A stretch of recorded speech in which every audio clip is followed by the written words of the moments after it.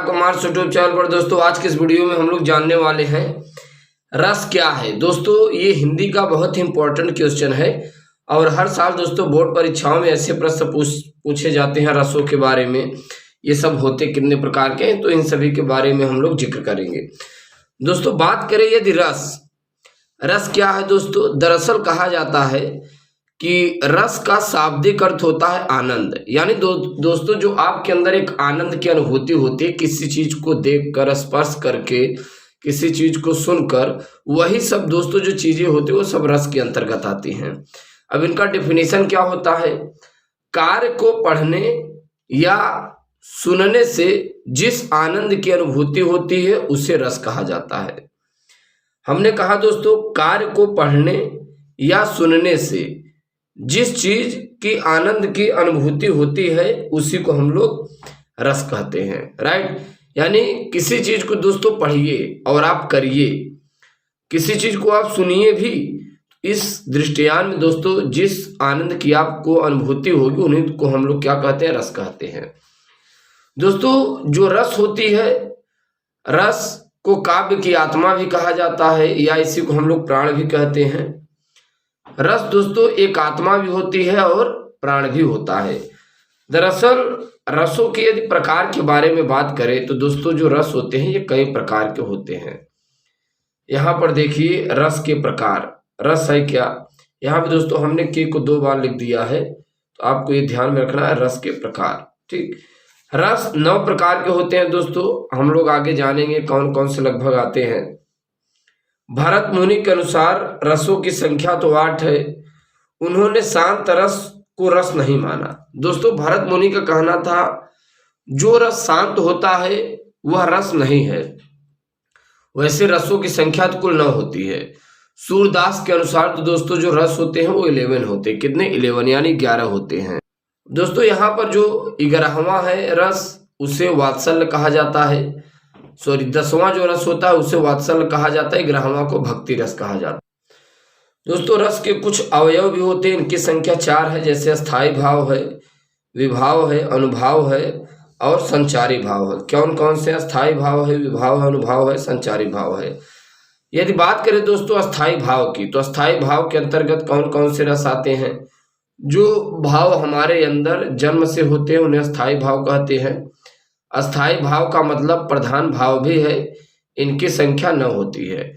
जो भाव हमारे अंदर दोस्तों जन्म होते हैं उन्हें हम लोग अस्थाई भाव कहते हैं। यानी दोस्तों बहुत से भाव ऐसे होते हैं जो हम लोग के अंदर जन्म होते हैं उन्हें हम लोग क्या कहते हैं, अस्थाई भाव कहते हैं।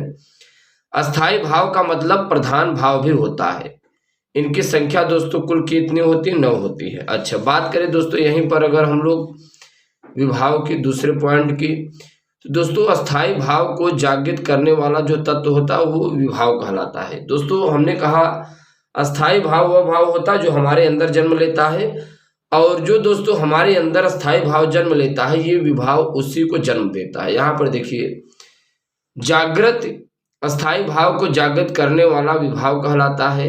यह 2 प्रकार के होते हैं दोस्तों, कौन कौन होते हैं? आलंबन होता है, उद्दीपन। कौन कौन से दोस्तों होते हैं? आलंबन होते हैं और उद्दीपन होते हैं। अगर दोस्तों आलंबन की बात करें तो आलंबन के अंतर्गत देखते हैं क्या डिफिनीशन लिखता है। जिस चीज के कारण अस्थाई भाव उत्पन्न हो, हमने कहा दोस्तों जिस चीज के कारण अस्थाई भाव उत्पन्न हो, जैसे नायक नायिका। दोस्तों नायक नायिका अस्थाई भाव के अंतर्गत आते हैं, तो हमने कहा जिस चीज के कारण अस्थाई भाव उत्पन्न होता है उन्हें हम लोग आलंबन कहते हैं, जैसे नायक नायिका। फिर उद्दीपन के अंतर्गत दोस्तों क्या आता है? अस्थाई भाव को तीव्र करने वाला जो तत्व होता है, अस्थाई भाव को तीव्र करने वाला जो तत्व होता है उन्हें हम लोग क्या कहते हैं? उद्दीपन कहते हैं। तीव्र जो चीज दोस्तों करे उन्हें हम लोग उद्दीपन कहेंगे, जैसे सौंदर्य, ठीक। अब यहाँ पर ध्यान दीजिए दोस्तों, अनुभाव मन के भाव को व्यक्त करने वाली शारीरिक चेष्टाएं अनुभाव कहलाती हैं। दोस्तों जो मन के भाव होते हैं उन्हें व्यक्त करने वाली कुछ शारीरिक चेष्टाएं होती हैं, सब अनुभाव कहलाते हैं। अब जैसे आंख मारना, जैसे यहाँ पर देखिए अनुभाव मन के भाव को व्यक्त करने वाली शारीरिक चेष्टाएं। दोस्तों मन के भाव को व्यक्त जो करने वाली शारीरिक चेष्टाएं होती हैं, शरीर के अंदर जो चेष्टाएं होती है, उत्तेजना होती है, जैसे आंख मारना। जैसे दोस्तों कभी कभी हंसी मजाक में हम लोग आंख मारते हैं। सांसें तेज होना, इनकी संख्या कितनी होती है दोस्तों? 8 होती है। अब दोस्तों यदि बात करें संचारी भाव के बारे में, जो भाव मन में थोड़े समय के लिए आते हैं उन्हें हम लोग क्या कहते हैं? संचारी भाव। जैसे चिंता, कुछ समय के लिए आते हैं। दोस्तों यहाँ पर हम इस उदाहरण के जरिए जानेंगे कि रस कौन कौन से है, कैसे समझेंगे। यहाँ पर बड़ा सिंपल है दोस्तों, देखिए क्या लिखता है। दुख ही जीवन की कथा रही, क्या कहूँ आज जो नहीं कही। यहाँ पर देखिए दोस्तों क्या लिखता है, दुख ही जीवन की कथा रही। क्या लिखता है दोस्तों? दुख ही जीवन की कथा रही, क्या कहूँ आज जो नहीं कही। जैसे करुण, करुण दोस्तों क्या है? दुख ही जीवन की कथा रही, दुख ही जीवन की कथा रही, क्या कहूँ आज जो नहीं कही। जैसे दोस्तों क्या है? करुण है। ठीक, करुण दोस्तों मतलब देखिए जहां दुख आए वहां पर करुणा होता है। करुणा ही दोस्तों किसके अंतर्गत आता है? दुख के अंतर्गत आता है। ठीक, फिर यहाँ पर ध्यान दीजिए, ये क्या कह रहा है कि वीरों का कैसा हो वसंत। जैसे वीर रस, दोस्तों वीर रस वीरों के अंतर्गत आता है। वीर रस, वीरों का कैसा हो वसंत। फिर यहाँ पर ध्यान दीजिए, राम जपू राम जपू राम जपू बावरे। हमने कहा दोस्तों राम जपू राम जपू राम जपू बावरे। जैसे यहाँ पर ये क्या है? भक्ति रस है। ठीक, इन दांतों पर मोती वारू, इन दांतों पर मोती वारू वात्सल्य रस। हमने कहा दोस्तों इन दांतों पर मोती वारू किसके अंतर्गत आता है? वात्सल्य रस।